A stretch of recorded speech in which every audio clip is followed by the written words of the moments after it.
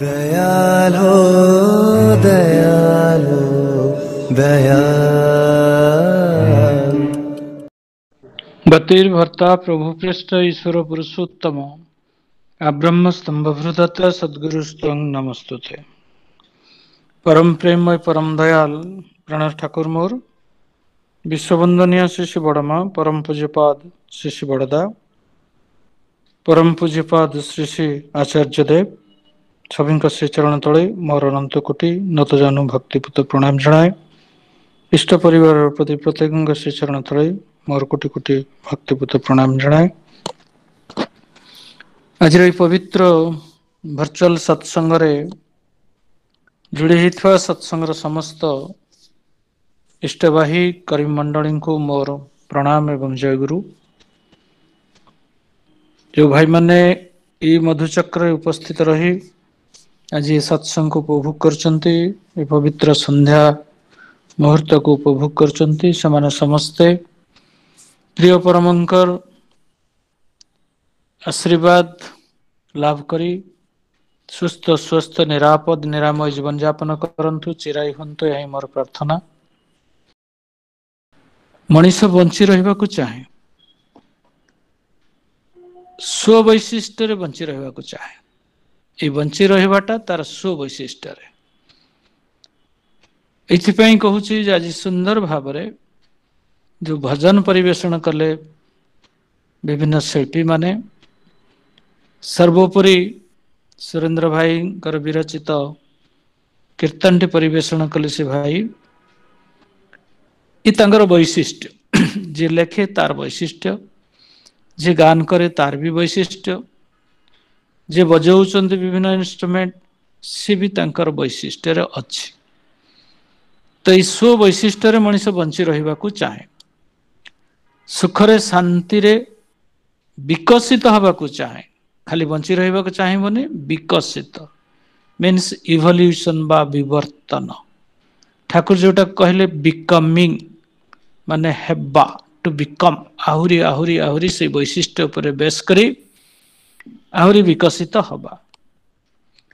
एवं तृतीय कथा मनीष जानिबा को चाहे, खाली बंचिबो बढ़िबो एक कथा भी नुह, मनीष जानिबा को चाहे।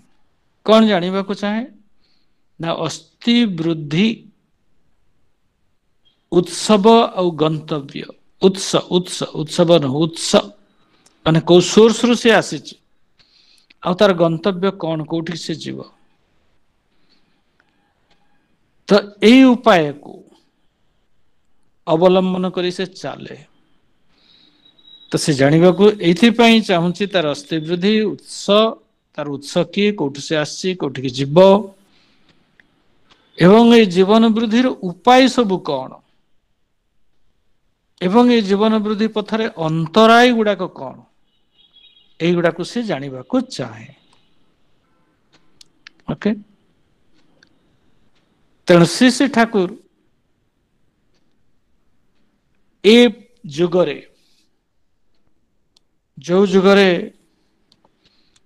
वैज्ञानिक माने बहुत बहुत प्रतिश्रुति देइथिले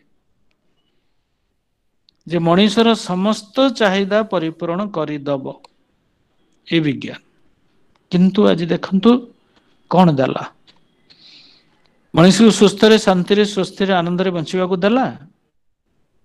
ये गोटे बड़ प्रश्नवाची।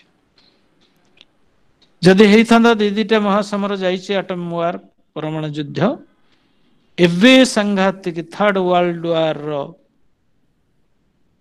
गोटा विराट घन घटा पृथ्वी को वर्तमान कबलित करने को बसीची। तेरे कहतु विज्ञान देला कौन, बंचबार मार्ग बढ़िबार मार्ग देला। मनीष जो सोर्स सोर्स को से खोजिकी पाइला, से सोर्स आड़ को जीवाई जहाँ अंतराय ताकू निरोध विरोध करि पारिला ना। तेणु जीवन आदिम चाहिदा मुझे कहीदे को चाहूँगी आपण मानू, खाली तथाकथ भाव में ठाकुर दीक्षा ग्रहण करी चलिले हम नहीं। ଆମକୁ ପ୍ରକୃତରେ ବୁଝିବାକୁ ହବ ଆମର ଆଦିମ ଚାହିଦା କଣ। ଘର, କୋଠାବାଡି, ଟଙ୍କା ପଇସା, ମାନ ଯଶ, ଅର୍ଥ ଇତ୍ୟାଦି, ଅନ୍ୟକୁ ଡାଉନ କରି ବଡ ହବା, ନା ସମସ୍ତଙ୍କୁ ନେଇ ବଡ ହବା, ସମସ୍ତଙ୍କୁ ନେଇ ବୃଦ୍ଧି ବିକାଶ ଦିଗରେ ଆଗେଇ ଯିବା, ନା ମୁଁ ଏକା ବଞ୍ଚିବି। ଆଉ ଗୋଟେ ବଡ ପ୍ରଶ୍ନ ଅଛି, ପରିବେଶ ରହିବ ନା ମୁଁ ରହିବି। ମୁଁ ଯଦି ରହିବି ପରିବେଶ ଦି କଷ୍ଟ ଅଫ ଦି ପରିବେଶ, ନା ପରିବେଶକୁ ବଞ୍ଚେଇ ମୁଁ ବଞ୍ଚିବି। ଏସବୁ ଅନେକ ପ୍ରଶ୍ନ ଅଛି। କାରଣ ଆଜି ଦେଖାଯାଉଛି ପରିବେଶ ମଣିଷ ଭିତରେ ବିରାଟ ସଂଘାତ ଯୋଉ ସୃଷ୍ଟି ହେଇ ଆସିଛି, ଏଇ ସଂଘାତ ହଉଛି ପୃଥିବୀର ବିନାଶର କାରଣ। ଯୋଉ ମହା ଅବିନାଶର ଦ୍ୱାର ଦେଶରେ ପୃଥିବୀ ଆଜି ଉପସ୍ଥିତ ହେଇଯାଇଛି, ତାର କାରଣ ହଉଛି ମଣିଷ ଆଉ ପରିବେଶ ଭିତରେ ବିରାଟ ବିରାଟ ସଂଘାତ ବା କନଫ୍ଲିକ୍ଟ ବା ଦ୍ୱନ୍ଦ୍ୱ। ତେବେ ଆଜି ଯୋଉ ସତ୍ୟଟା ଉନ୍ମୋଚିତ କରିଛନ୍ତି ବୈଜ୍ଞାନିକ ମାନେ, ଯେ ପୃଥିବୀ ଧ୍ୱଂସ ହବ, ଏର କାରଣ କାହିଁକି ଏତେ ଶୀଘ୍ର ଟାଣି ହେଇଛି ଧ୍ୱଂସ ମୁଖକୁ, ନା ମଣିଷ ବୁଝିପାରି ନାହିଁ ଜୀବନର ସେ ଆଦିମ ଚାହିଦା କଣ, ଜୀବନର ଧର୍ମଟା କଣ। ମଠ ମନ୍ଦିରରେ ଖାଲି ତୋଳି ଦେଇକି ଭିତରେ ପଶି ଯାଇ ଘାଣ୍ଟି ପଶି ଦେଇ ଭୋଗରାଗ ଲଗେଇ ଦେଇ ସିନ୍ଦୁର ଟିପା ଲଗେଇ ଦେଇ ବେଶ ପୋଷାକରେ ଧର୍ମକୁ ସୀମାବଦ୍ଧ ରଖିବା, ମନ୍ଦିରର ବାଡ଼ ଭିତରେ ଦିଅଁ ଦେବତାଙ୍କୁ ସୀମାବଦ୍ଧ କରି ରଖିବା, ନା ନିଜ ଜୀବନରେ ତାକୁ ପ୍ରତିଫଳିତ କରିବା ନିଜର ଆଚାର ବ୍ୟବହାର ଚାଲିଚଳନ ଭିତର ଦେଇକି, ଇଏ ଗୋଟେ ବଡ ପ୍ରଶ୍ନ ଅଛି। ତେଣୁ ଜୀବନର ଆଦିମ ଚାହିଦାଟାକୁ ବୁଝିବା ଦରକାର। ଏ ଯୁଗର ଯୁଗ ପୁରୁଷୋତ୍ତମ ଯୁଗକୁ ଯିଏ ରକ୍ଷା କରିବାକୁ ଆସିଛନ୍ତି ଶ୍ରୀ ଶ୍ରୀ ଠାକୁର ଅନୁକୂଳ ଚନ୍ଦ୍ର, ଏଇଭଳି ଗୋଟେ ଘଡ଼ିସନ୍ଧି ମୁହୂର୍ତ୍ତରେ ସେ ଆସିକି ଉଦ୍ଘୋଷଣା କଲେ ଯେ ଜୀବନର ଆଦିମ ଚାହିଦା ହଉଛି ତିନିଟା। ଗୋଟିଏ ହେଲା ପ୍ରାଣନ, ଅର୍ଥାତ୍ ପ୍ରାଣ ନେଇ ଜୀବନ ନେଇ ବଞ୍ଚିକି ରହିବା। ଦ୍ଵିତୀୟଟି ହେଲା ବ୍ୟାପନ। ବ୍ୟାପନ ଶବ୍ଦର ଅର୍ଥ ହଉଛି ବହୁରେ, ସେ ଏକ ଥିଲା ବହୁରେ ବ୍ୟାପ୍ତ ହେଲା।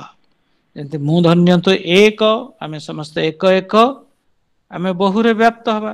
ବହୁରେ ବ୍ୟାପ୍ତ ହବା ମାନେ ମୋଠୁ ମୋ ପିଲା ଛୁଆ ଜନ୍ମ ହେବେ, ତାଙ୍କଠୁ ତାଙ୍କ ପିଲା ଛୁଆ, ତାଙ୍କ ପିଲା ଛୁଆ, ଏଇ ଗୋଟେ ଦିଗ ଦେଇକି, ଏବଂ ମୁଁ ଆଉ ମୋ ପରିବେଶର ଅନ୍ୟ ସମସ୍ତ ମଣିଷ ମାନଙ୍କୁ ନେଇ, ଜୀବଜନ୍ତୁ ସମସ୍ତଙ୍କୁ ନେଇ ମୁଁ ସମସ୍ତଙ୍କ ଭିତରେ, ସମସ୍ତଙ୍କୁ ନେଇ ମୁଁ, ଓକେ, ଅର୍ଥାତ୍ ମୋର ଅସ୍ତିତ୍ଵ ବିସ୍ତାରିତ ସମସ୍ତଙ୍କ ଭିତରେ।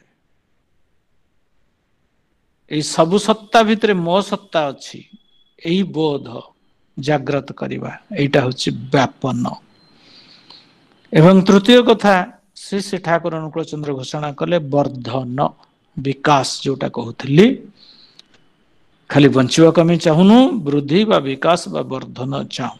ଆଉ ସେ ବର୍ଦ୍ଧନ ବା ବିକାଶ ବା ବୃଦ୍ଧି ସ୍ୱବୈଶିଷ୍ଟ୍ୟରେ, ଅର୍ଥାତ୍ ନିଜ ଭିତରେ ଯୋଉ ବିଶିଷ୍ଟ ଗୁଣ ଅଛି, ମୁଁ ଭଲ ଗୀତ ବୋଲି ପାରିବି, ଭଲ କୀର୍ତ୍ତନ କରିପାରିବି, ଭଲ ଯାଜନ କରିପାରିବି, ଭଲ ଭାଷଣ ଦେଇପାରିବି, ଭଲ ରାଜନୀତି କରିପାରିବି, ଭଲ ବୈଜ୍ଞାନିକଟେ ହେଇପାରିବି, ଇତ୍ୟାଦି ଇତ୍ୟାଦି, ଭଲ ସାହିତ୍ୟିକଟେ ହେଇପାରିବି।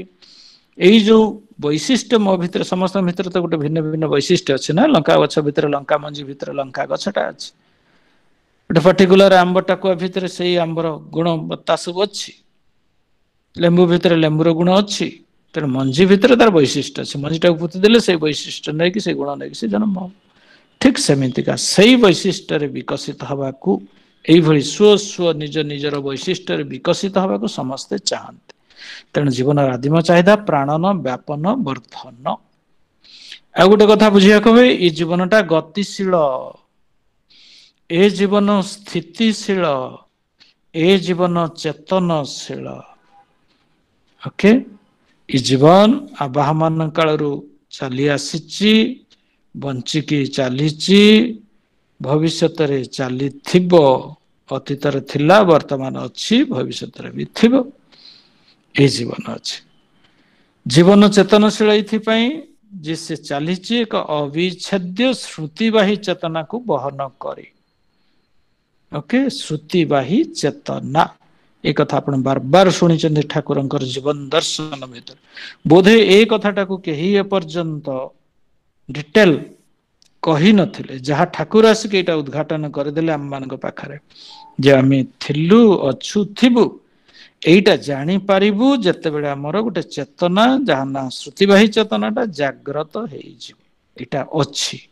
ଏଇ ଶ୍ରୁତିବାହୀ ଚେତନାଟାକୁ ମୁଁ କୋଉଠୁ ଆସିଲି, କଣ କରୁଛି, କୋଉଠିକି ଯିବି, ଏଇ ଚେତନାଟାକୁ ଜାଗ୍ରତ କରିବା ପାଇଁ ଯୋଉ ଦରକାର ସାଇଣ୍ଟିଫିକ ବୈଜ୍ଞାନିକ ପଦ୍ଧତି, ସେଇ ପଦ୍ଧତି ଆଣିକି ଦେଲେ ଶ୍ରୀ ଶ୍ରୀ ଠାକୁର ଅନୁକୂଳ ଚନ୍ଦ୍ର।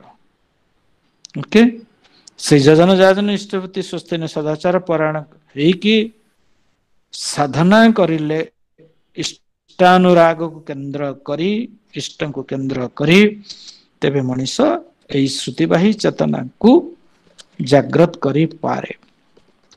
ଏବଂ ସର୍ବୋପରି ଆପଣଙ୍କୁ କହିଛି ଜୀବନ ସ୍ଥିତିଶୀଳ, ଅର୍ଥାତ୍ ଜୀବନ ସ୍ଥିତ ହୋଇ ରହିବାକୁ ଚାହେଁ ସଚେତନତାରେ ଏବଂ ସୁଖରେ ଶାନ୍ତିରେ ସମ୍ବର୍ଦ୍ଧିତ ହେବାକୁ ଚାହେଁ ସ୍ୱଗୁଣ ବୈଶିଷ୍ଟ୍ୟରେ।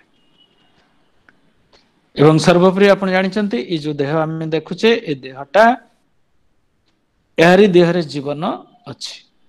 ତେବେ ଜୀବନ କାହାକୁ ଆଶ୍ରୟ କରି ରହିଛି? ଦେହଟାକୁ ଆଶ୍ରୟ କରି ରହିଛି। ତେବେ ଜୀବନ ଆଉ ଦେହ ଅଙ୍ଗାଙ୍ଗୀ ଭାବେ ଜଡ଼ିତ। କୀର୍ତ୍ତନ ଭିତର ଦେଇ ବହୁତ ବଢିଆ ଭାଇ ଲେଖିଛନ୍ତି ବି, କହୁଥିଲେ, ଗାଉଥିଲେ ଭାଇ, ଏଇ ଜୀବନ ତାଙ୍କୁ ନେଇ ବିକଶିତ ହୁଏ।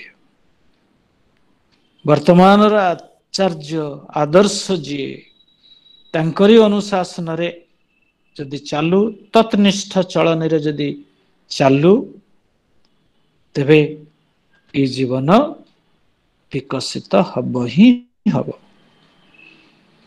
ଏ ଜୀବନ ବଞ୍ଚି ରହେ ଏ ଦେହ ଆଉ ପରିବେଶକୁ କେନ୍ଦ୍ର କରି। ଦେହ ଦରକାର, ପରିବେଶ ଦରକାର, ଏହାରି ସାହାଯ୍ୟରେ ଜୀବନଟା ବଞ୍ଚି ରହିବ। ଆଉ କହିଦେଲି ତ ସହଜାତ ସଂସ୍କାରକୁ ବେଶ କରିକି ଜୀବନ ବଢି ବଢିକି ଚାଲିବ। ତେବେ ବଞ୍ଚିବା ବଢିବା ପାଇଁ ପ୍ରୟୋଜନୀୟ ଯୋଉ କଥା, ଏ କଥା ଆମ ବେଦ ଉପନିଷଦରେ କୁହାଯାଇଥିଲା, ବଞ୍ଚିବା ଆଉ ବଢିବା ଏଇଟା ହଉଛି ଜୀବନର ଲକ୍ଷ୍ୟ। ଏଇଟା ବୁଝିଗଲେ ଆମେ। କିନ୍ତୁ ବଞ୍ଚିବା ବଢିବା ପାଇଁ ଯାହା ଯାହା ପ୍ରୟୋଜନ, ଏ କଥା ବେଦ ଋଷି ମାନେ କହିଥିଲେ। ଏବଂ ଏ ଯୁଗର ଯୁଗ ପୁରୁଷୋତ୍ତମ ଜୀବନାଦର୍ଶ ଆଚାର୍ଯ୍ୟ, ଯିଏ ସର୍ବୋପରି ପୂରକ ଗୁରୁ ପୁରୁଷୋତ୍ତମ ଇଷ୍ଟ ଶ୍ରୀ ଶ୍ରୀ ଠାକୁର ଅନୁକୂଳ ଚନ୍ଦ୍ର ଘୋଷଣା କଲେ, ଜୀବନ ବଞ୍ଚିବା ବଢିବା ପାଇଁ ଜୀବନରେ ପ୍ରୟୋଜନ ପାଞ୍ଚଟା ଜିନିଷର, ପାଞ୍ଚ ଜଣଙ୍କର। କିଏ ସେ? ପିତାମାତା ଓ ପିତୃପୁରୁଷ, ଦୁଇରେ ଗୋତ୍ରପତି ଋଷି, ତିନିରେ ପରିବାର, ଚାରିରେ ପରିବେଶ, ପାଞ୍ଚରେ ଜୀବନର ଏଇ ଯୋଉ କହିଲି ପ୍ରଥମେ ଆଚାର୍ଯ୍ୟ, ଜୀବନ ଆଦର୍ଶ ଯାହାକୁ ଆମେ କହୁଛୁ ଆଇଡିଆ, ଯିଏ ହଉଛନ୍ତି ସର୍ବ ପରିପୂରକ, ଅସଲ ହଉଛନ୍ତି ସେ। ତେଣୁ ଜୀବନ ଋଣୀ, ଜୀବନ ଯେତେବେଳେ ମା ଗର୍ଭରୁ ପିଲାଟି ଆସେ, ଏ କଥା କୁହାଯାଇଛି ଆମର ଶାସ୍ତ୍ରରେ, ଆମେ ସାଙ୍ଗେ ସାଙ୍ଗେ ଋଣୀ ହେଇଯାଉ ଦେବତାଙ୍କ ପାଖରେ, ଋଷିଙ୍କ ପାଖରେ, ପିତୃପୁରୁଷଙ୍କ ପାଖରେ, ଏବଂ ଏ ମଣିଷ ସମାଜ ପାଖରେ। we are all indebted। ଋଣଂ ହ ବହି ଜାୟତେ ଜୋସ୍ତି ସଜାୟମାନ ଏବ ଦେବେଭ୍ୟ ଋଷିଭ୍ୟ ପିତୃଭ୍ୟ ମନୁଷ୍ୟଭ୍ୟ। ଶତପଥ ବ୍ରାହ୍ମଣ ଶାସ୍ତ୍ର ଏ କଥା କୁହାଯାଇଥାଏ। ଶ୍ରୀ ଶ୍ରୀ ଠାକୁର ପରିଷ୍କାର କରି କହିଦେଲେ ଯେ ବଞ୍ଚିବା ବଢିବା ପାଇଁ ଦରକାର ଆମକୁ ପାଞ୍ଚଟା ମହାଯଜ୍ଞ, ଡେଲି ମହାଯଜ୍ଞ ପାଞ୍ଚଟା ସଂସାଧନ କରିବାକୁ ହବ। ତେବେ ଆଗ ଯଜ୍ଞ କଥାଟା ଠାକୁର ବୁଝେଇ ଦେବାକୁ ଯାଇ କହିଲେ, ଯଜ୍ଞ ମାନେ ବୁଝିଲି କି ତାଇ ଆଦର ସେବାଇ ଯତ୍ନେ ପାଲା, ଆଦରରେ ସେବାରେ ଯତ୍ନରେ ପାଳନ କରେ। ଆର୍ଯ୍ୟ ଛେଲେରେ ନିତ୍ୟ ନୀତି ପଞ୍ଚ ଯଜ୍ଞେ ଜୀବନ ଡାଲା। ଯିଏ ଆର୍ଯ୍ୟ ମାତ୍ର କେ, ଆର୍ଯ୍ୟ ଭୂମିରେ ଆମେ ଯୋଉମାନେ ଜନ୍ମଗ୍ରହଣ କରିଛୁ, ଯୋଉମାନେ ଆମେ ସବୁ ଆର୍ଯ୍ୟୀକୃତ, ଏଇ ପାଞ୍ଚଟା ମହାଯଜ୍ଞ ଭିତର ଦେଇ ଜୀବନଟାକୁ ଅତିବାହିତ କରିବା। ଏ କଥା ମନୁ ସଂହିତାରେ ମଧ୍ୟ କୁହାଯାଇଥିଲା। ଭଗବାନ ମନୁ କହିଥିଲେ, ଋଷି ଯଜ୍ଞଂ ଦେବ ଯଜ୍ଞଂ ଭୂତ ଯଜ୍ଞଂ ଚ ସର୍ବଦା ନୃଯଜ୍ଞଂ ପିତୃଯଜ୍ଞଂ च ଯଥାଶକ୍ତି ନ ହାପୟେତ୍। ଓକେ, ତେଣୁ ଧର୍ମଶାସ୍ତ୍ରକାରଙ୍କ ମତରେ ଏ ଦେବଯଜ୍ଞ, ଋଷିଯଜ୍ଞ, ପିତୃଯଜ୍ଞ, ଭୂତଯଜ୍ଞ ସର୍ବଦା ଯଥାଶକ୍ତି ଅନୁଷ୍ଠାନ କରିବ। ଶ୍ରୁତି ଶାସ୍ତ୍ରରେ କୁହାଗଲା, ଶ୍ରୁତି ଶାସ୍ତ୍ରରେ କୁହାଗଲା, ଗୋଟିଏ ବାକ୍ୟରେ ଘୋଷଣା କରିଦେଇଛନ୍ତି ଯେ ପଞ୍ଚଯଜ୍ଞ ମନୁଷ୍ୟର ନିତ୍ୟ ଆଚରଣୀୟ। ଯିଏ କରେ ନା ଯଜ୍ଞ, ଏଇ 5ଟା ଯଜ୍ଞ, ସେ ଠିକ ଭାବରେ ଚାଲିପାରେ ନା। ଓକେ, ତ ପଞ୍ଚମହାଯଜ୍ଞ ଭିତରେ ପ୍ରଥମ ଅଛି ଦେବଯଜ୍ଞ ଅନୁଷ୍ଠାନ, ପରେ ଯଥାକ୍ରମେ ଋଷି ଯଜ୍ଞ, ପିତୃଯଜ୍ଞ, ଭୂତ ଯଜ୍ଞ। ଏଇ ଯୋଉ ଯଜ୍ଞର ଦେବଯଜ୍ଞଟା ଅଛି, ଶ୍ରୀ ଠାକୁର କହିଥିଲେ ଯେ ଯିଏ ଗୁରୁ ଗ୍ରହଣ କରିଛି, ଇଷ୍ଟଙ୍କୁ ଧରିଛି, ତାଙ୍କର ଦୀକ୍ଷା ନେଇଛି, ସେ ପ୍ରଥମେ ତାଙ୍କୁ ଭରଣ କରିକି ଚାଲିବ। ଇଷ୍ଟ ଭରଣ, ପିତୃପୋଷଣ, ପରିସ୍ଥିତିର ଉନ୍ନୟନ, ଏ 5ଟା ମହାଯଜ୍ଞଙ୍କୁ ଶ୍ରୀ ଠାକୁର ସଂକ୍ଷିପ୍ତ କରିକି ଏଇ 3ଟା ଭିତରେ ରଖିଦେଲେ। କଣ? ଇଷ୍ଟ ଭରଣ। ଇଷ୍ଟ ଭରଣ ଭିତରେ ଇଷ୍ଟ ଭରଣ କଣ ବୁଝିବା ନା ଦେବଯଜ୍ଞ। ଦେବଯଜ୍ଞର ବିବର୍ତ୍ତିତ ରୂପ ହେଲା ଇଷ୍ଟ। ଇଷ୍ଟ ଆଦର୍ଶଙ୍କ ଯାହା ଦୀକ୍ଷା ଆମେ ଠାକୁରଙ୍କୁ କହୁ ଇଷ୍ଟ ଆଦର୍ଶ, ତାଙ୍କୁ ଦୀକ୍ଷା ଗ୍ରହଣ କରିଛୁ, ଯୁକ୍ତ ହେଇଛୁ, ତାଙ୍କୁ ଗ୍ରହଣ କରିଛୁ ମାନେ ସବୁ ଦେବତାଙ୍କୁ ପାଇଛୁ। ସବ୍ ଦେବତାର ସମାହାରେ ପୁରୁଷୋତ୍ତମରେ ସୃଷ୍ଟି। ତେଣୁ ଏଇଥିପାଇଁ ୟାକୁ ଦେବଯଜ୍ଞ କୁହାଗଲା। ଅର୍ଥାତ୍ ଇଷ୍ଟ ଯଜ୍ଞ କଲେ ମାନେ, ଇଷ୍ଟ ଭରଣ କଲେ ମାନେ ଆପଣ ଦେବତା ମାନଙ୍କୁ ଭରଣ କଲେ, ସବୁ ଦେବତା। ତେଣୁ ଦେବଯଜ୍ଞର ବିବର୍ତ୍ତିତ ରୂପ ହେଲା ଇଷ୍ଟ। ଆଉ ସେ ଶିବ ମନ୍ଦିରକୁ ଅମୁକ ମନ୍ଦିର, ସମୁ ମନ୍ଦିର, 1000 ପ୍ରକାର ଯୋଉ ଦେବା ଦେବୀ, ଏ ସବୁ ଆମେ ଯୋଉ ଖୋଜୁଛୁ ଅଲଗା ଅଲଗା, ତା ନକରି ଇଷ୍ଟଙ୍କ ପାଖରେ ଯଦି ଇଷ୍ଟଙ୍କୁ ଧରୁ, ଯୁଗ ସନ୍ଧିକ୍ଷଣ ଯେତେବେଳେ ସେ ଆସନ୍ତି, ସେତେବେଳେ ସବୁ ଦେବତାଙ୍କୁ ପାଇଯାଉ। ଓକେ, ଦ୍ଵିତୀୟରେ ହେଲା ପିତୃପୋଷଣ। ଅନ୍ୟ ଯୋଉ ଯଜ୍ଞ କଥା କହୁଥିଲେ, ଋଷି ଯଜ୍ଞ, ପିତୃଯଜ୍ଞ, ଓକେ, ସେଇମାନଙ୍କୁ ଏଇ 2ଟା ମିଶିକି, ଋଷି ଯଜ୍ଞ, ପିତୃଯଜ୍ଞ ମିଶିକି ଠାକୁର କହିଲେ ପିତୃପୋଷଣ ହୁଏ। ଅର୍ଥାତ୍ ପିତା ମାତାଙ୍କୁ ଯଦି ତମେ ପୋଷଣ କର ଭକ୍ତି ଶ୍ରଦ୍ଧା ନେଇ, ତାଙ୍କ ସାଥିରେ ଯଦି ଲାଗି ରୁହ, ପିତା ମାତାଙ୍କର ମଙ୍ଗଳ ପାଇଁ ସବୁ କିଛି କର, ତେବେ ସେଇଟା ପିତୃପୋଷଣ ଯଜ୍ଞ ହେଲା। ଓକେ, କାରଣ ଆମେ ସବୁ ଆସିଛୁ ସେ ପିତୃପୁରୁଷଙ୍କ ପାଖରୁ, ଏବଂ ପିତୃପୁରୁଷ ଅଲଟିମେଟଲି ଆସିଛନ୍ତି ସେଇ ଋଷିଙ୍କ ପାଖରୁ। ଓକେ, ତେଣୁ ଆଜି ଯୋଉ ପରିକା ସମାଜ ସୃଷ୍ଟି ହେଇଛି, ଯୋଉଠି ପିତୃ ମାତୃ ଭକ୍ତି ଶୂନ ହବାକୁ ବସିଛି, ପିତା ମାତାଙ୍କୁ କିଭଳି ହତ୍ୟା କରୁଛନ୍ତି, ଦର୍ଶନ ଲୁଣ୍ଠନ କରୁଛନ୍ତି, ଆପଣ ମାନେ ଜାଣିଛନ୍ତି, ଶାସନ କରୁଛନ୍ତି ପିତା ଛୁଆ ମାନେ, ସେଇଟା ଆପଣ ଜାଣିଛନ୍ତି। ତେଣୁ ଏଇ ଯୁଗ ପାଇଁ ଏ ପିତୃପୋଷଣ ନିହାତି ନିହାତି ଦରକାର, ଇଷ୍ଟ ଭରଣ ନିହାତି ଦରକାର।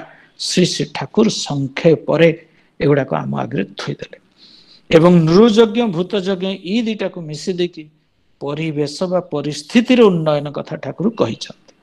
ତେଣୁ ଏଇ 3ଟା ଇଷ୍ଟ ଭରଣ, ପିତୃପୋଷଣ, ପରିସ୍ଥିତିର ଉନ୍ନୟନ, ଏ ନାକରେ ଯାଇକରି ସିନା ଅଧ ପାତେଇ ତର୍ଚଳ। ଆପଣ ଭଲ ଭାବରେ ଚିନ୍ତା କରି ଦେଖନ୍ତୁ। ଆପଣ ମାନଙ୍କ ପାଖରେ ମୋର ଅନୁରୋଧ, ଆଜି ମଣିଷ ଭୁଲି ଯାଇଛି ଇଷ୍ଟ ଭରଣ। ଇଷ୍ଟ କଣ ତ ଜାଣୁନାହାନ୍ତି। ପିତୃପୋଷଣ ଛାଡି ଦିଅନ୍ତୁ, ସ୍ୱପ୍ନ ହେଇଯାଇଛି। ଆଉ ପରିସ୍ଥିତି ପରିବେଶକୁ ଯଦି ଉନ୍ନୟନରେ ସାହାଯ୍ୟ କରିଥାନ୍ତୁ, ଆଜି 60% ସ୍ତନ୍ୟପାୟୀ ଜୀବ ପୃଥିବୀ ପୃଷ୍ଠରୁ ବିଲୁପ୍ତ। ଓକେ, ଆଉ 40% ରୁ କମ ଅଛି। ତେଣୁ ମଣିଷ ଧ୍ୱଂସ ହବା ବାଧ୍ୟ, କାରଣ ମଣିଷ ଗୋଟେ ସ୍ତନ୍ୟପାୟୀ ଜୀବ। ଅନ୍ୟମାନେ ନ ରହିଲେ ଆମେ ବଞ୍ଚିପାରିବା ନାହିଁ। ଏଇଭଳି ଆମର ଜନ୍ମ। ଚିନ୍ତା କରନ୍ତୁ, ଗଛ ପତ୍ର ଯେତେ ପୃଥିବୀ ସୃଷ୍ଟି ହେଲା ବେଳକୁ ଥିଲା ମାତ୍ର 1% ଅଛି, 99% ଗଛ ପତ୍ର ନଷ୍ଟ ହେଇଯାଇଛି, ବିଲୁପ୍ତ ହେଇଗଲାଣି। ତେବେ ଚିନ୍ତା କରୁଛନ୍ତି ତ, ଏଭଳି ଅବସ୍ଥାରେ ପୃଥିବୀ କେମିତି ବଞ୍ଚିବ କୁହନ୍ତୁ? ଆଜି ବାଘ ଭାଲୁଠୁ ଆରମ୍ଭ କରି ହାତୀ ଫାତୀ ସବୁ ମଣିଷ ଘର ଆଡକୁ ମାଡି ଆସୁଛନ୍ତି, ଖାଇବା ପିଇବାକୁ ନ ପାଇ। ତାଙ୍କ ପରିବେଶ ନଷ୍ଟ ଧ୍ୱଂସ କରିଦେଇଛୁ ଆମେ ଆମର ସୁଖ ପାଇଁ, ସମ୍ଭୋଗ ପାଇଁ। ତେଣୁ ଏ 3ଟା କଥା ଏ ଦିଗ ଦେଇକି ବୈଜ୍ଞାନିକ ଆପଣଙ୍କୁ କଣ ଦେଇଛି, କଣ ଉପହାର ଦେଇଛି, କଣ ପ୍ରେଜେଣ୍ଟେସନ ଦେଇଛି କୁହନ୍ତୁ ମତେ? ଦେଇଛି ମ୍ୟାଟେରିଆଲିଷ୍ଟିକ ଚିନ୍ତାଧାରା। ଓକେ, ଏଇ ମ୍ୟାଟେରିଆଲିଷ୍ଟିକ ହେଇକି ଭୋଗବାଦ, ପାଶ୍ଚାତ୍ୟ ଦେଶ ମାନଙ୍କର ଭୋଗବାଦ ଟାକୁ ଆମେ ଆହରଣ କରି ନେଇଛୁ ଇଂରେଜ ଶାସନ ପରଠୁ ବି। ଏଇ ଭୋଗବାଦ ଆମକୁ ଧ୍ୱଂସର କାରଣ କରିଛି। ଆମେ ଟୋଟାଲି ଭୁଲି ଯାଇଛୁ ଇଷ୍ଟ ଭରଣ, ପିତୃପୋଷଣ, ପରିସ୍ଥିତିର ଉନ୍ନୟନ। ତେଣୁ ମୋର କହିବା କଥା, ଆଜି ଏ ବିଶେଷ ସତ୍ସଙ୍ଗରେ ଶ୍ରୀ ଠାକୁର ଅନୁକୂଳ ଚନ୍ଦ୍ରଙ୍କର ଏଇ ବୈଜ୍ଞାନିକ ପର୍ଯ୍ୟାଲୋଚନା, ଶ୍ରୀ ଠାକୁରଙ୍କର विज्ञान भित्तिभूमि पर प्रतिष्ठित तांकर जो जीवन दर्शन से जीवन दर्शन को एकमात्र आपणैबा छड़ा आउ द्वितीय रास्ता नाही जदि आमे बंचिबाकू चाहू। महाराजा परीक्षित समय रे ए कली युग धराधाम रे आविर्भाव हेइथिला। ओके, कली शब्दर अर्थ तो आपण जानिचंती, कलह विग्रह पाप। धर्म कली युग रे मात्र गोटे पाद, गोटाए स्तंभ उपरे धर्म प्रतिष्ठित। आउ गोटे बड़ कथा मन रखा उचित, ए कली एककर ही द्युतक बा प्रतीक, एक एक एक अर्थात जो ठाकुर अनुकूल चंद्र घोषणा कले एकमेवा द्वितीयं शरणम, अर्थात से एक अद्वितीय जी जी पृथ्वी की सृष्टि करिछि। धरा खाली पृथ्वी न, ग्रह ग्रहांतर केते विश्व ब्रह्मांड कोटि कोटि ब्रह्मांड को जी सृष्टि करिछि, से एक जहाँ को आम कल्कि अवतार कहू। कल्कि अवतार कथा एगुड़ा शास्त्र पुराण आपण मैंने पढ़ी शुणी बहुत कथा। से एक अद्वितीय कथा श्री ठाकुर आसी घोषणा कले, एकमेवा द्वितीयं शरणं प्रवेशम अपरितार प्रबुधार सह शरणं तद्वर्तमानुवर्तिन पितरः शरणं शतानुगुणा वर्णाश्रम शरणं एतदवार्जयण सब धर्म एतदव शाश्वतं शरण्यम। बुझे? तेणु आसंतु एक को अवलंबन करी चलवा। तेरे प्रश्न उठे, से एक किए क्या अवलंबन करवा? तेरे जाकि आम भितर एकता, ऐक्य, संहति, मैत्री, प्रीति जी आज स्वप्न हो जाए परिवार ठू आरंभ कर राष्ट्र पर्यंत कौटे देखा पाचन? ऐक्य न, संहति न, किछि नाही कौटे। तेणु से प्रश्न आज उठू क्या अवलंबन करें बा करी जदि चालू यही एकता गढ़ी उठिब। किए बा कौन यही एकक कथाटा कौन किए से? आज्ञा आपण मैंने बहुत जाजन शुणी भाषण शुणी कलिजुगे सद्गुरु ही से ही एकक, से होचंती परम संत। संत शास्त्र गोटे शास्त्र अच्छे जानते आग्रार संत शास्त्र कथा आप शुणी। तेरे से सद्गुरु जी सी होचंती परम एकक, से ही परम संत। ओके, सद्गुरुंकर स्वरूप किभली आमे जानिबा? ये जो गुरु पुरुषोत्तम ठाकुर अनुकूल चंद्र से होचंती से संत सद्गुरु, संत शास्त्र भाषा रे। तबे सद्गुरु को चिन्हवाटा केमती कौन ए विषय मु आदौ डिस्कसन करू नाही। सद्गुरु चली जाइथिले मध्य जो माने गुरु मुख्य अर्थात गुरु को मुख्य कर चली से आचार्य ही सद्गुरु को प्रतिष्ठा करी चलती। तांकरी भीतर दे सद्गुरु को आमे तांकर स्पर्श, तांकर सानिध्य, तांकर उपस्थिति सब किछि आमे पाऊ। ओके, तेणु से सद्गुरु जी आसिले गुरु प्रसन्न ठाकुर अनुकूल चंद्र ए कलिजुगर साधना पद्धति गोटे स्वतंत्र भिन्न। ये साधन तथाकथित जंगल को जाई सन्यासी घर द्वार छाड़ी एक कथा नहीं। ये मटेरियल जगत भितर रही घर संसार परिवार समाज राष्ट्र इतिहास भूगोल मैथमेटिक्स गणित इत्यादि विद्या शिक्षा करी पॉलिटिक्स राजनीति सब करी साधारण जीव भाव में रहीकि गोटे अद्भुत साधना पद्धतिर अवलंबन करी चलवा। से अद्भुत साधना पद्धति ए जुग पई जो साधना रे व्रती हेले मनुष्य शांति रे स्वस्ति रे आनंद रे इक्विलिब्रियम अर्थात बैलेंस मेंटेन करी चली पारिबो व्यक्ति जीवन रे, परिवार जीवन रे, समाज जीवन रे, राष्ट्रीय जीवन रे, सर्वोपरि ए सभ्यता रे। ये सभ्यता जोटा असंतुलित, ये सभ्यता जोटा अस्थिर चंचल, से सभ्यता को शांत सहज सरल करदेवा को हेले से अद्भुत साधन पद्धति जहाँ श्री ठाकुर अनुकूल चंद्र आनीचंती कलिर एकक हिसाब रे से साधना पद्धति को हमको अवलंबन करने को हबो। आ से साधना जानते कौन मत लगुच आपण मैंने समस्ते जानी थे। आम जो साधना दीक्षा ग्रहण कर ठाकुर से कि साधना कहले सुरत साधना। सुरत ताको इंग्रेजी कहते लिबिडो। ओके, सुरत साधना एकदम सज्जा बा सीधा रास्ता ठाकुर कहते। ठाकुर कहते मत ठाकुर कहते सुरत साधना सीधा रास्ता बंका ढंका ना एपट सेपट हवा पड़े। आउ सुरत साधना संत सद्गुरु जी ସୁରତ ସାଧନାର ପଥ ସିଏ ଦେଖେଇବା ପାଇଁ ଆସିଛନ୍ତି। ଓକେ, ତେଣୁ ଜୀବ ମାତ୍ରେ ମଣିଷ ମାତ୍ରକେ ଏଇ ସୁରତ ଧାରା ଦେଇକି ବଞ୍ଚେ ଠାକୁର କହୁଛନ୍ତି। ଆପଣଙ୍କ ଭିତରେ ସୁରତ ଧାରାଟା ଅଛି, ତେଣୁ ଆପଣ ବଞ୍ଚିଛନ୍ତି। ଏଇ ସୁରତ ଜୀବାତ୍ମା, ଏହାକୁ କୁହାଯାଏ ଜୀବାତ୍ମା। ଜୀବାତ୍ମା ଯିଏ ସୁରତ, ସିଏ ମରିଗଲା ପରେ ଫୁଟକିନା କିଏ ଚାଲିଯାଏ କହିଲେ? ଡେଡ ବଡି କେ ନେଇ ଫୋପାଡ଼ି ଦେବେ କି ପୋଡିଦେବେ? ତ ସେଇ ସୁରତର ଆବସେନ୍ସ ଆମକୁ ଡେଡ୍ କରେଇ ଦିଏ। ଏଇ ସୁରତ ହେଲା ଜୀବାତ୍ମା। ସଦ୍ଗୁରୁ ହଉଛନ୍ତି ଗୁରୁ ପୁରୁଷୋତ୍ତମ ଠାକୁର, କିନ୍ତୁ ପରମାତ୍ମା। ଜୀବ ଦେହରେ ସୁରତ, ଏଇ ପିଣ୍ଡ ଦେଶରେ, ଏଇ ପିଣ୍ଡ ବା ମେଟେରିଆଲ ଡୋମେନ, ଆମେ ଯୋଉଠି ବସବାସ କରୁଛେ ପୃଥିବୀରେ, ଏଇଟା ହେଲା ପିଣ୍ଡ ଦେଶ ଆଜ୍ଞା। ପିଣ୍ଡ, ତାପରେ ବ୍ରହ୍ମାଣ୍ଡ, ତାପରେ ଦୟାଲ ଦେଶ। ତ ଜୀବ ଦେହରେ ଏ ଯୋଉ ସୁରତ କହିଲି, ଏ ସୁରତ ପିଣ୍ଡ ଦେଶର ଅଧିକାରୀ। କିନ୍ତୁ ସଦ୍ଗୁରୁ ଆସନ୍ତି ଉପରୁ, ଦୟାଲ ଦେଶରୁ। ସଦ୍ଗୁରୁ ହେଉଛନ୍ତି ଦୟାଲ ଦେଶର ଅଧିପତି। ସିଏ ଆସିଛନ୍ତି ଉପରୁ ତଳକୁ ଖସିଛନ୍ତି ଆମମାନଙ୍କୁ ଟେକିକି ଉପରକୁ ନବା ପାଇଁ। ଓକେ, ତେଣୁ ଆମମାନଙ୍କ ଭିତରେ ସେଇ ସୁରତ, ସମସ୍ତଙ୍କ ଭିତରେ, ଆମେ ଧନୀ ଦରିଦ୍ର, ଶିକ୍ଷିତ ପଣ୍ଡିତ, ହର ଭାଇ ପାର୍ଥ ଭାଇ, ଏ ସବୁ ନିର୍ବିଶେଷରେ ପ୍ରତ୍ୟେକ ଜୀବର ସୁରତ ଏକକ ଏକକ, ୟୁନିକ୍ ୱାନ୍। ଦୟାଲ ଦେଶରୁ ହିଁ ବିଚ୍ଛୁରିତ ହୋଇକି ଗୋଟିଏ ଗୋଟିଏ ରଶ୍ମି ଆକାରରେ ଆସି ମୋ ଭିତରେ, ଆପଣଙ୍କ ଭିତରେ, ସମସ୍ତ ଗଛପତ୍ର କୀଟପତଙ୍ଗ ଭିତରେ ପଶିଛି। ଓକେ, ତେଣୁ ଦୟାଲ ଦେଶ ମଧ୍ୟ ଏକ ଏବଂ ପୂର୍ଣ୍ଣ। ସେଇଥିପାଇଁ ବେଦରେ କୁହାଯାଇଥିଲା ପୂର୍ଣ୍ଣମିଦଂ ପୂର୍ଣ୍ଣମଦଂ ପୂର୍ଣ୍ଣମିଦଂ ପୂର୍ଣ୍ଣମେଦଂ ପୂର୍ଣ୍ଣାତ୍ ପୂର୍ଣ୍ଣମୁଦଚ୍ୟତେ ପୂର୍ଣ୍ଣସ୍ୟ ପୂର୍ଣ୍ଣମାଦାୟ ପୂର୍ଣ୍ଣମେବାବଶିଷ୍ୟତେ। ଆଉ ଠାକୁର ହଉଛନ୍ତି ଦୟାଲ ଦେଶରୁ ଆଗତ, ତେଣୁ ତାକୁ ଦୟାଲ ବୋଲି ଆମେ କହୁ। ସେ ହଉଛନ୍ତି ପୂର୍ଣ୍ଣ। ତାଙ୍କ ପାଖରୁ ଯେତେ ଶକ୍ତି ଆପଣ ଟାଣିକି ନେଇଯାଆନ୍ତୁ ନେଇଯାଆନ୍ତୁ, ସରିଯିବ ନାହିଁ, ସରେ ନାହିଁ କେବେ। ସେଇ ଦେଇଦେଲେ ଆମକୁ ସୁରତ ସାଧନା, ଅର୍ଥାତ୍ ସେ ଏକକର ହିଁ ସାଧନା। ଏକମେବ ଦ୍ୱିତୀୟଂ ଶରଣଂ, ଯୋଉ କଥା ସଂକ୍ଷେପରେ ପଞ୍ଚବଟିରେ କହିଦେଲେ।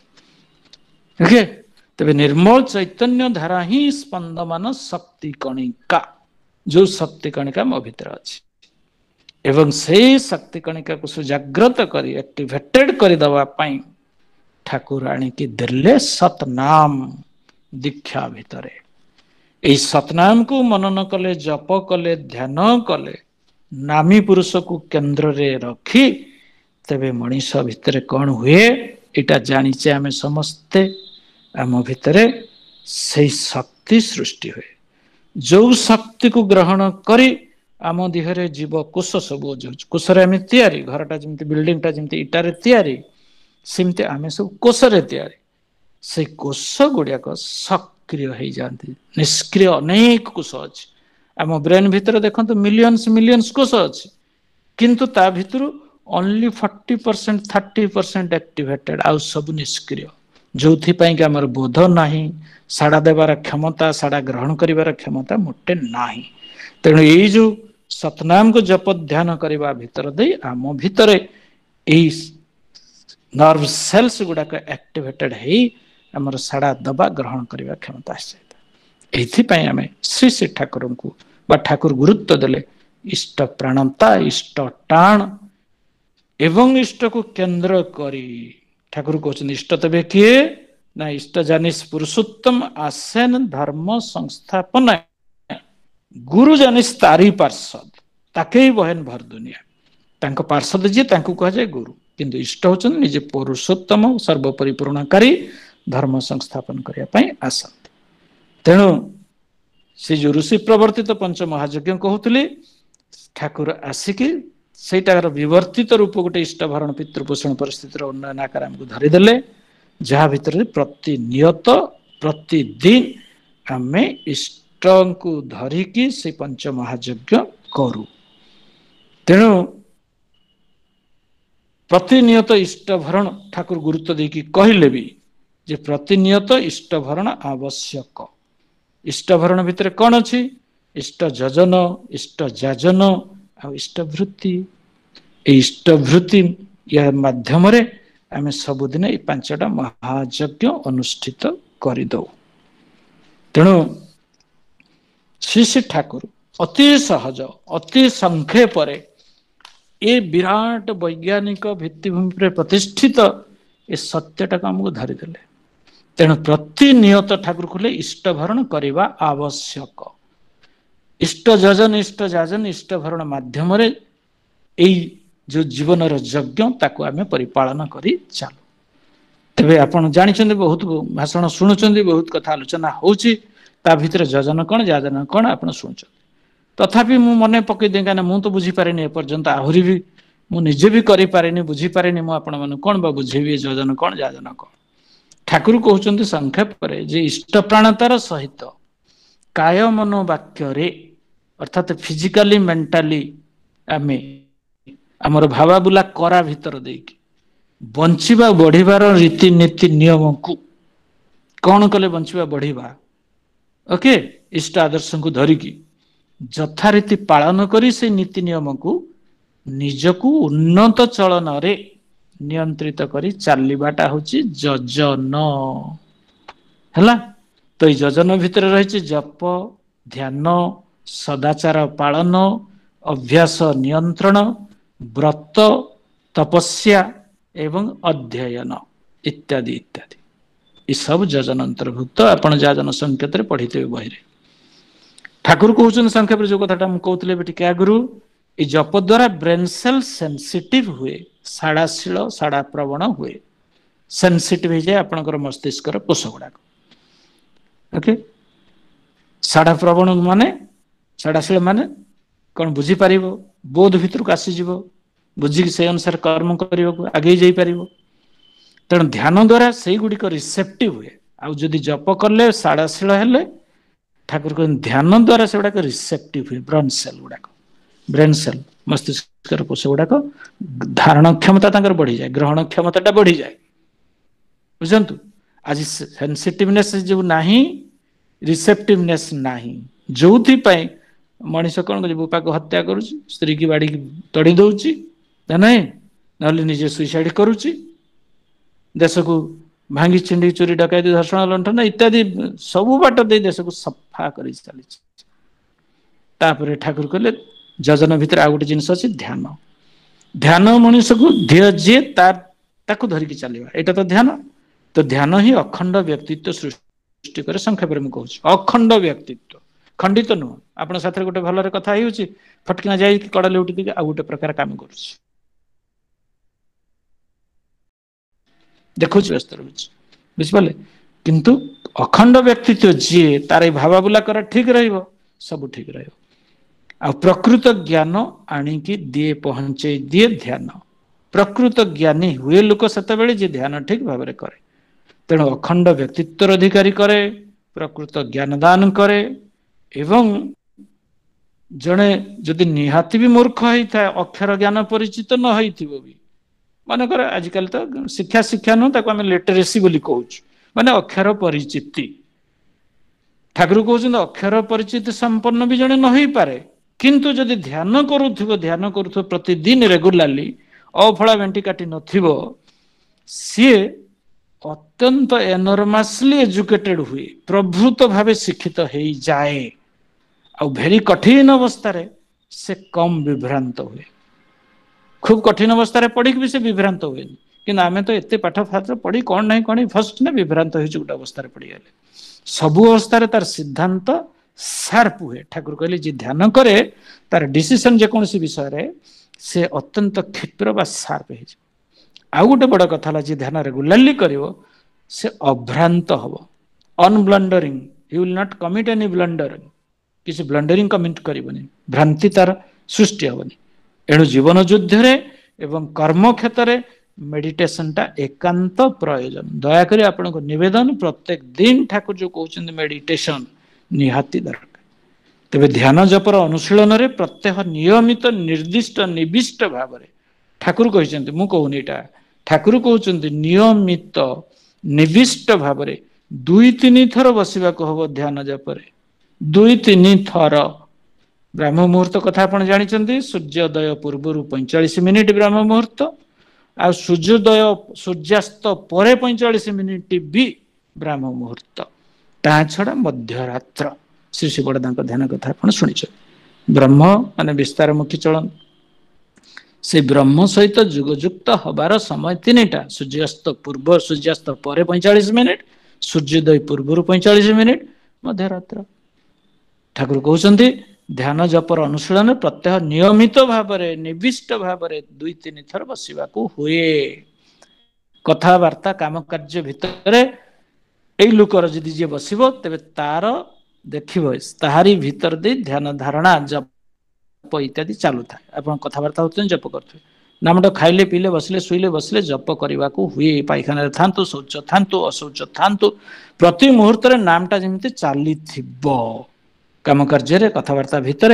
जमी ठाकुर कहते से रेस्ट को चल नवा हम ओके आ प्रकृत ध्यान तेबे कौन आप गोटे प्रश्न उठे ठाकुर कहते मनटा केबे कहार स्थिर नुह सबु बेले मनन गोटे किछि नहीं से मन थेब व्यस्त कहते मननता तो ये सबु बेले गोटे मनन चलता है आम भितर सुतरां ये मनन जदि सर्व प्रकार रे इष्ट को केन्द्र करी हुए सब बड़े इष्ट को केन्द्र करी आम चलते मनन करिका नहले मन को फांका देले इष्ट जेठी न थांते अन्य जिनिस आसी पसिब तेणु इष्ट को केन्द्र करी जदि था इष्टार्थी मन इष्टानुग मनन ताकू कहा जाए प्रकृत ध्यान आ यही प्रकृत ध्यान को कहा जाए एकाग्रता एक को अग्रभाग रे रखिबा मु हसिबी तांको केन्द्र करी कांदीबी तांको केन्द्र करी सुख दुख सबु किछि तांको केन्द्र करी एक को अग्रभाग मोर काम तांको पाई क्रोध तांको पाई लोभ तांको पाई मोह मद मात्सर्य तांको पाई ओके माने यार अर्थ एक को अग्रभाग रे रखी चलेबा जे ध्येय अर्थात जे इष्ट आदर्श से एक तांको मुख्य करिकी चलेबा आ एकाग्रता कहीदेला आज्ञा गोटे निथर अवस्था नुहे बस खाली चुपचाप बस सब ध्यान करी आ किछि काम करिबिनी ए निथर अवस्था मोटे नुह ठाकुर कहते निष्ठानंदित एकमुखी चिंता चलन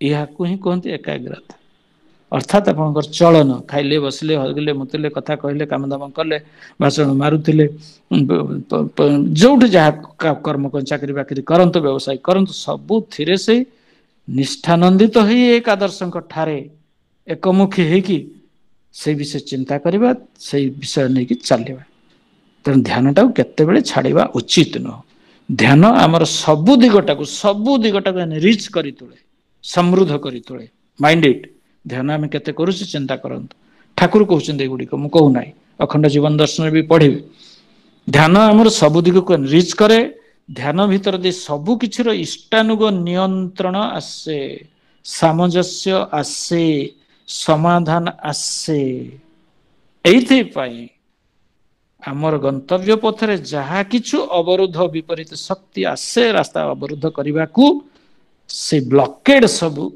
ऑटोमेटिक दूरे जाए अर्थात सबु बाधा अतिक्रम करके आम चालू जदि नियमित ये ध्यान करूँ तेणु ध्यान भल भाव करने को हेले आ गोटे कथा ठाकुर ये कहीदे खाद्यर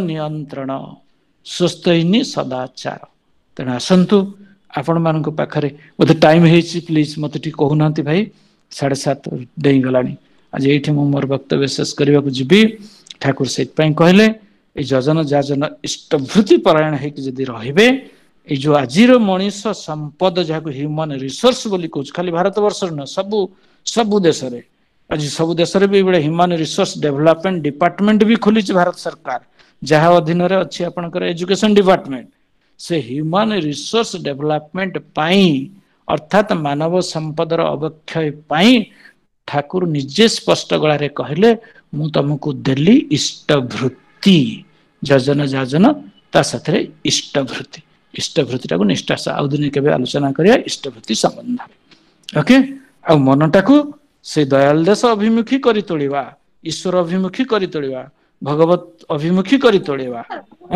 ता पाई ठाकुर देले स्वस्थयनी व्रत ताकि भी भिन्न दिन मानकर आलोचना करवा दरकार तेणु ये कही आपण मानकर सार्विक मंगल कामना करी मु मोर वक्तव्य ये रखुची आपण मान पाखरे जदि किसी भूल त्रुटि कही था दयाकोरी मत क्षमा करदेवे जय गुरु जय गुरु।